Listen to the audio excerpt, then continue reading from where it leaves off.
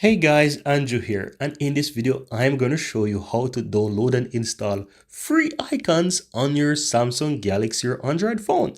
So swipe up guys and go to settings, then you want to scroll down to themes, right? You want to tap on that. It will open like a little Galaxy theme or store here. As you can see that some of these are paid, so I will call it like a store. And you want to simply tap on icons at the bottom there.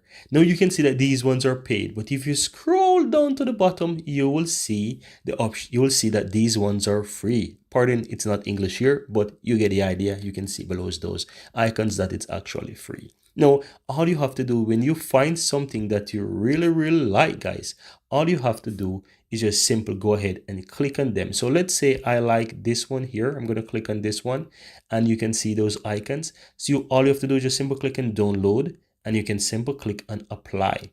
Now, once you click on apply, it will go ahead and apply those icons to your phone. And as you can see, my icons are now applied.